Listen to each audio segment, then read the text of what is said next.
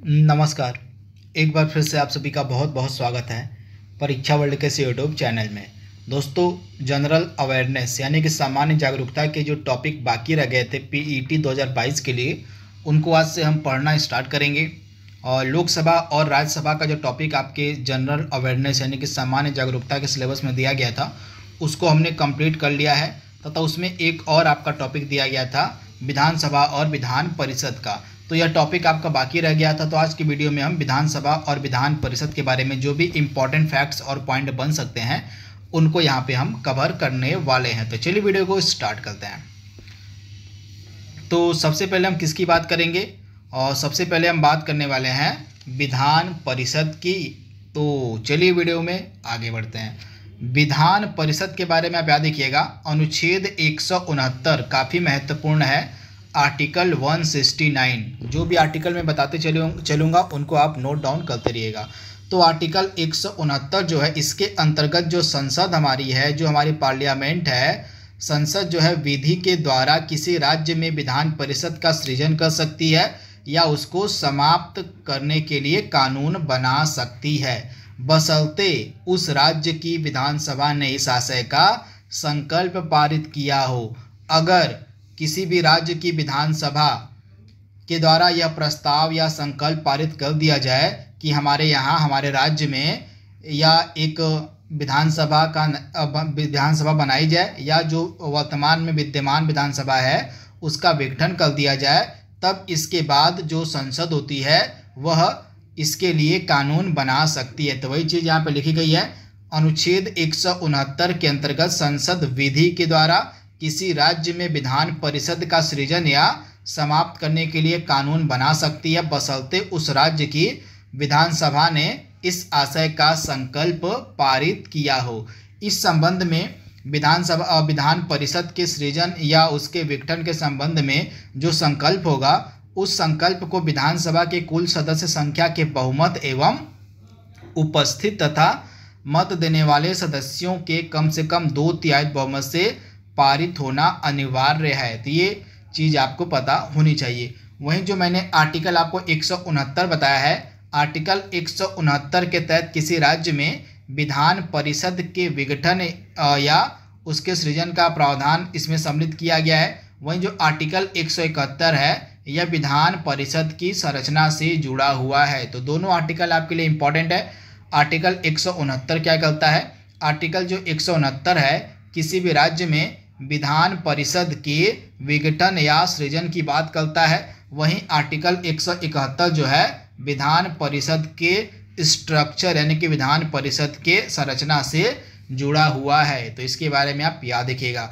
तो मैंने आपको क्या बताया, किसी भी राज्य में विधान परिषद का गठन तभी किया जा सकता है जब उस राज्य की विधानसभा के द्वारा इससे जुड़ा हुआ संकल्प पारित किया जाए, या किसी राज्य में विधान परिषद जो मौजूद है अगर उसका विघटन करना हो तो उसके विघटन के लिए भी विधानसभा के द्वारा प्रस्ताव या संकल्प पारित करना अनिवार्य होता है। तो ये सारी चीज़ें यहाँ पे लिखी गई हैं और 2/3 बहुमत की आवश्यकता होती है उस संकल्प को पारित करने के लिए। तो ये सारी चीज़ें आपको याद रखनी है। इसके बाद बेसिक पॉइंट आपको याद रखना है, और विधान परिषद जो है यह राज्य विधानमंडल का उच्च सदन होता है। तो ये चीज़ आपको याद रखनी है, और राज्य विधानमंडल का उच्च सदन होता है आपका विधान परिषद। इसके अलावा और विधान परिषद जो है हमारा इसमें जो है कुल सदस्यों की जो संख्या होती है संबंधित राज्य विधानसभा की कुल संख्या के 1/3 से अधिक और 40 से कम नहीं हो सकती है। तो इसके बारे में आप याद रखिएगा, विधान परिषद के कुल सदस्यों की जो संख्या होगी उस राज्य के विधानसभा सदस्यों की कुल संख्या के 1/3 से अधिक और 40 से कम नहीं हो सकती है। तो ये चीज़ आपको याद रखनी है। इसके बाद विधानसभा का अगर आपको सदस्य बनना है तो आपकी जो न्यूनतम एज है वो 30 वर्ष की होनी चाहिए। न्यूनतम आयु सीमा जो है 30 वर्ष की रखी गई है अगर किसी भी नागरिक को विधान परिषद का सदस्य बनना है। तो इसके बारे में आप याद रखिएगा, इम्पॉर्टेंट है। मिनिमम एज जो है 30 वर्ष की है। इसके बाद वर्तमान में 6 राज्यों में विधान परिषदें हैं। ये 6 राज्य कौन कौन से हैं? तो उत्तर प्रदेश में सर्वाधिक सीटें विधान परिषद की 100 हैं, आप याद रखिएगा। उत्तर प्रदेश में विधान परिषद की भी सर्वाधिक सीटें हैं, लोकसभा की भी सर्वाधिक सीटें हैं, राज्यसभा की भी सर्वाधिक सीटें हैं और आपकी विधानसभा की भी सर्वाधिक सीटें आपको मिलेंगी उत्तर प्रदेश में। तो इसके बारे में आप याद रखिएगा। आंध्र प्रदेश में 58 सीटें हैं, कर्नाटक में 75 सीटें हैं, तेलंगाना में 40 सीटें हैं, बिहार में 75 सीटें हैं और महाराष्ट्र में 78 सीटें हैं। तो टोटल वर्तमान में 6 राज्य हैं जहां पर विधान परिषदें कार्य कर रही हैं। इससे पहले जम्मू कश्मीर में भी विधान परिषद हुआ करती थी, परंतु जम्मू कश्मीर जब से यूटी बना है, केंद्र शासित प्रदेश बना है, तब से यहाँ की जो विधान परिषद है उसका विघटन कर दिया गया, उसको समाप्त कर दिया गया। तो इसके बारे में आप याद रखिएगा। और यह एक अस्थायी सदन है। तो विधान परिषद क्या है? यह एक अस्थायी सदन है तथा इसके सदस्यों का जो कार्यकाल है 6 साल का होता है। इसके बारे में आप याद रखिएगा। और इसके सदस्यों का जो निर्वाचन है अप्रत्यक्ष रूप से होता है। कैसे? तो अप्रत्यक्ष रूप से इसके सदस्यों का निर्वाचन होता है। तो इसके बारे में आप याद रखिएगा। इसके बाद ये सारी चीज़ें आपके सामने लिखी गई हैं कि किस प्रकार से जो इसके सदस्य होते हैं निर्वाचित किए जाते हैं। तो इसको बिल्कुल इत्मीनान से आप पढ़ लीजिएगा। थोड़ा सा कन्फ्यूजिंग है, बट आप 2-3 बार पढ़ेंगे तो इसके सदस्यों का जो निर्वाचन है किसके कैसे कैसे होता है आपको पता चल जाएगा। तो पहले स्टार्ट करते हैं। तो 1/3 इसके जो 1/3 सदस्य होते हैं उनका जो निर्वाचन है विधानसभा के सदस्यों के द्वारा होता है। तो इसको आप नोट डाउन कर लीजिएगा। विधान परिषद के कुल सदस्यों में से 1/3 सदस्यों का जो निर्वाचन है इसके विधान सभा सदस्यों के द्वारा किया जाता है। इसके बाद इसके 1/3 सदस्यों का जो निर्वाचन है स्थानीय निकाय के निर्वाचन मंडल के द्वारा किया जाता है। इसके बाद इसके 1/12 सदस्य 3 साल से स्नातक या स्नातक समतुल्य के द्वारा उनका निर्वाचन होता है। इसके बाद इसके 1/12 सदस्यों को 30 साल से माध्यमिक स्तर या उससे ऊंचे स्तर की कक्षाओं में जो शिक्षक हैं उनके माध्यम से किया जाता है। इसके बाद बाकी जो इसके शेष सदस्य रह जाते हैं और शेष सदस्यों को राज्यपाल के द्वारा मनोनीत किया जाता है जो साहित्य, कला, विज्ञान, समाज सेवा और सहकारिता आंदोलन से जुड़े हुए हैं। तो किस किस प्रकार से विधान परिषद के सदस्यों का निर्वाचन होता है इसको आप याद कर लीजिएगा। काफ़ी महत्वपूर्ण है, यहाँ से डायरेक्टली आपके एग्जाम में प्रश्न पूछा जा सकता है। तो यहाँ पे विधान परिषद से जुड़े कुछ और यहाँ पे बेसिक पॉइंट लिखे गए हैं विधान परिषद से जुड़े हुए। तो यहाँ पे आप देख पा रहे हैं विधान परिषद के सदस्य अपने में से एक सभापति और एक उपसभापति चुनते हैं। विधान परिषद सभापति और विधान परिषद के जो सभापति होते हैं और उपसभापति होते हैं ये एक दूसरे को संबोधित करके अपना त्याग पद जो है त्याग कर सकते हैं। यानी कि जो इसके सभापति और उपसभापति होते हैं एक दूसरे को ही संबोधित करके अपना पद रिक्त कर सकते हैं, त्याग कर सकते हैं। तो इसके बारे में आप याद रखिएगा। इसके बाद सभापति और उपसभापति को विधान परिषद सदस्य के द्वारा प्रस्ताव पारित कर उनके पद से हटाया जा सकता है, परंतु इस आशय की लिखित सूचना सदन द्वारा 14 दिन पूर्व देनी होती है। तो ये कुछ बेसिक इन्फॉर्मेशन थी जो विधान परिषद से जुड़ी हुई थी। कम से कम आप इतना याद कर लीजिएगा।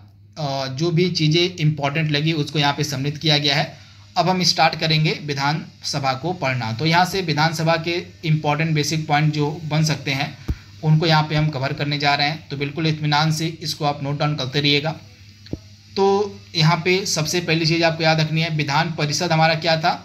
विधान परिषद को हम कहते हैं उच्च सदन। विधान परिषद को हम कह रहे थे उच्च सदन, तथा विधान सभा को हम क्या कहते हैं? तो विधानसभा को हम बोलते हैं निचला सदन या निम्न सदन। तो इसके बारे में आप याद रखिएगा। और अनुच्छेद 170 ये आर्टिकल काफ़ी महत्वपूर्ण है। अनुच्छेद 170 के तहत विधानसभाओं की संरचना का उल्लेख किया गया है। इंपॉर्टेंट है आर्टिकल। इसके बाद विधानसभा के सदस्यों का जो कार्यकाल है 5 वर्ष का होता है। विशेष परिस्थिति में, विशेष स्थिति में राज्यपाल विधानसभा को 5 वर्ष से पहले भी भंग कर सकता है। तो इसके बारे में आप याद देखिएगा, जो राज्यपाल है किसी विशेष परिस्थिति में 5 वर्ष से पहले भी विधानसभा को भंग कर सकता है। और विधानसभा सदस्य निर्वाचित होने के लिए एज लिमिट 25 वर्ष की रखी गई है। तो इसके बारे में आप याद देखिएगा। लोकसभा की भी एज लिमिट 25 वर्ष है और आपकी विधानसभा की भी एज लिमिट 25 वर्ष है। इसके अलावा राज्यसभा की भी मिनिमम एज 30 वर्ष है और विधान परिषद की भी मिनिमम एज आपकी 30 वर्ष है। तो इसको आप याद रखिएगा। इसके बाद विधानसभा सदस्यों का जो चुनाव है वयस्क मताधिकार के द्वारा प्रत्यक्ष रूप से किया जाता है। आप याद देखिएगा, विधानसभा सदस्यों का जो चुनाव है वयस्क मताधिकार के रूप से प्रत्यक्ष रूप से किया जाता है। तो डायरेक्ट इलेक्शन होता है, इसमें आम जनता आम पब्लिक वोट करती है। तो इसके बारे में आप याद रखिएगा, इंपॉर्टेंट है। तो जनरल इलेक्शन के माध्यम से अप्रत्यक्ष रूप से जो है इनका चुनाव होता है विधानसभा के सदस्यों का। तो इसके बारे में आप याद रखिएगा। वहीं विधान परिषद के सदस्यों का जो चुनाव था वह अप्रत्यक्ष रूप से हो रहा था, जो कि हमने देखा था। इसके बाद अगला है प्रत्येक जो है राज्य विधानसभा में अधिकतम 500 तथा न्यूनतम 60 सदस्य हो सकते हैं। तो ये चीज़ आप याद रखिएगा। परंतु कुछ जगह पे आपको अपवाद मिलेगा, जैसे गोवा और मिजोरम में 40 सदस्य हैं विधानसभा के और सिक्किम में 32 सदस्य हैं। तो ये कुछ अपवाद हैं जिनको आप याद रखिएगा। इसके अलावा जो यहाँ पे प्रावधान है कि विधानसभा के अधिकतम सदस्य 500 हो सकते हैं और न्यूनतम 60 हो सकते हैं, इसको तो आपको याद रखना है। लेकिन अपवाद स्वरूप ये 3 राज्य आपके लिए इंपॉर्टेंट है। गोवा और सिक्किम में 40 सीटें हैं और गोवा और मिजोरम में 40 सीटें और सिक्किम में आपकी 32 सीटें हैं। तो इसके बारे में आप याद रखिएगा।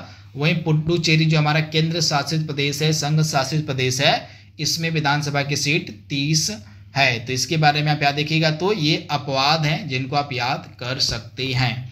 इसके बाद कितनी विधानसभा की सीटें हमारे राज्यों में हैं, प्रत्येक राज्य में विधानसभा आपको मिल जाएगी और प्रत्येक राज्य में कितनी सीटें हैं सभी आपके सामने लिखी गई हैं। चाहे वीडियो को यहाँ पे रोक के आप इत्मीनान से इसको पढ़ लीजिएगा, काफ़ी महत्वपूर्ण है। विधानसभा की सीटें आपसे पूछी जा सकती हैं, तो इसको आप देख लीजिएगा। उत्तर प्रदेश में 403 सीटें हैं। कितनी है? तो उत्तर प्रदेश में वर्तमान में 403 सीटें हैं विधानसभा की। इसके बाद यहाँ पर भी आपकी विधानसभा की सीटें लिखी गई हैं। और जम्मू कश्मीर की विधानसभा सीट में हाल ही में परिवर्तन किया गया है और पहले इसमें 83 विधानसभा की सीट हुआ करती थी, परंतु 7 इसमें और बढ़ा दिया गया है। तो अब जम्मू कश्मीर में 90 विधानसभा की सीटें हो गई हैं। तो विधानसभा की सीटें जो भी यहाँ पे अपलोड की गई हैं इनको आप एक बार देख लीजिएगा, काफ़ी महत्वपूर्ण है आपके पीईटी एग्जाम के लिए। इसके बाद राज्य विधानमंडल से जुड़े कुछ इंपॉर्टेंट बेसिक पॉइंट्स को आइए देख लेते हैं जो आपके एग्जाम में पूछे जा सकते हैं। तो पहला पॉइंट क्या है? विधानमंडल को राज्य सूची के विषय पर कानून बनाने का अधिकार होता है। जो राज्य विधानमंडल होता है उसको राज्य सूची के विषय पर कानून बनाने का अधिकार दिया गया है। तो इसके बारे में आप याद रखिएगा। तो राज्य विधानमंडल किन किन विषयों पर कानून बना सकता है? तो राज्य सूची के अंतर्गत कौन कौन से विषय आते हैं? और जैसे लोक व्यवस्था हो गया, मनोरंजन हो गया, पुलिस हो गया, भूमि हो गया। पुलिस, भूमि और इसके अलावा मनोरंजन, लोक व्यवस्था, ये सारे विषय जो हैं आपके राज्य सूची के अंतर्गत आते हैं, जिन पर राज्य की जो विधानमंडल है, राज्य का जो विधानमंडल है वह कानून बना सकता है। तो इसके बारे में आप याद रखिएगा, इंपॉर्टेंट है। इसके बाद प्रत्येक वित्तीय वर्ष के प्रारंभ में संबंधित राज्य के वित्त मंत्री के द्वारा राज्य का वार्षिक लेखा जोखा विधानमंडल के सम्मुख सदन के पटल पर रखा जाता है, इंपॉर्टेंट है। और धन विधेयक सर्वप्रथम जो है विधानसभा में ही प्रस्तुत किया जाता है। जैसा कि हमने पढ़ा था लोकसभा के बारे में, लोकसभा में भी सर्वप्रथम धन विधेयक पेश किया जाता है। सेम प्रोसीजर आपको जो लोकसभा मिलेगा वही सेम प्रोसीजर आपको विधानसभा में भी देखने को मिलेगा। तो वही सारी चीज़ें अगर आपको विधानसभा और लोकसभा वाली याद है तो आप विधानसभा में भी मार्क कर सकते हैं। तो यहाँ पे आप देख पा रहे हैं और धन विधेयक सर्वप्रथम विधानसभा में ही प्रस्तुत किया जाता है। धन विधेयक द्वारा पारित होने धन विधेयक विधानसभा द्वारा पारित होने के पश्चात ही विधान परिषद में पारित होने के लिए भेजा जाता है। यदि विधान परिषद जो है धन विधेयक को 14 दिन के भीतर विधानसभा को वापस नहीं करती है तो उस मनी बिल को, उस धन विधेयक को दोनों सदनों से पारित मान लिया जाता है और उसे राज्यपाल के पास हस्ताक्षर के लिए भेज दिया जाता है। तो इसके बारे में आप याद रखिएगा, इंपॉर्टेंट है। इसके बाद विधानसभा के निर्वाचित सदस्य राष्ट्रपति के चुनाव में मतदान करते हैं, इसको आप याद कर लीजिएगा, इंपॉर्टेंट है। विधानसभा के जो निर्वाचित सदस्य होते हैं प्रेसिडेंट के इलेक्शन में वोट करते हैं, मतदान करते हैं। तो इसके बारे में आप याद रखिएगा। इसके बाद अगला पॉइंट क्या है? राज्य की आकस्मिकता निधि जो कि आर्टिकल 267 से संबंधित है की स्थापना राज्य विधानमंडल करता है और उसका संचालन राज्यपाल के द्वारा किया जाता है। इसके बाद अनुच्छेद 252 के बारे में आपको याद रखना है। जो आर्टिकल 252 है, अनुच्छेद 252 में इसमें यह बात कही गई है कि अगर 2 या 2 से अधिक राज्यों के विधानमंडल संकल्प पारित करके संसद से निवेदन करते हैं तो संसद जो है राज्य सूची के विषय पर कानून बना सकती है। तो ये आर्टिकल आपके लिए इम्पोर्टेंट है। इसके बाद अनुच्छेद 356 में क्या कहा गया है?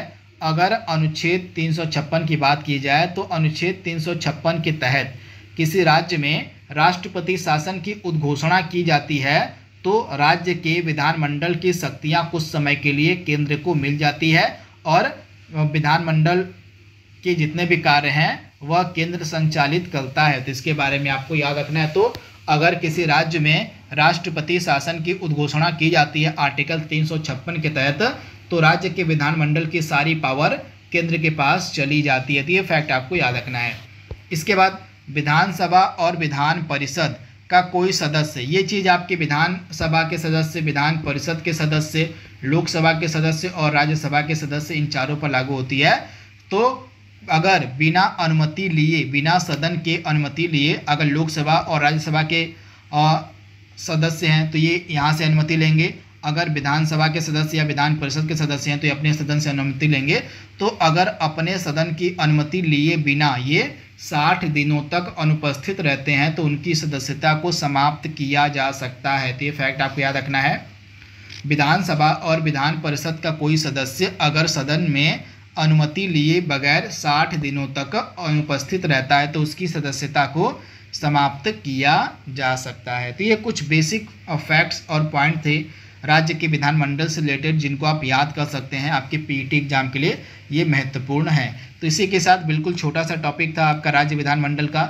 इसमें जो भी इम्पॉर्टेंट फैक्ट्स और पॉइंट बन सकते थे विधानसभा और विधान परिषद से रिलेटेड उनको हमने यहाँ पे कंप्लीट कर लिया है। इसके बाद बाकी के जो टॉपिक आपके रह गए थे और सामान्य जागरूकता के उनको हम आगे कंप्लीट कराएंगे। तो आज के लिए बस इतना ही। Thank you, thanks for watching, thank you.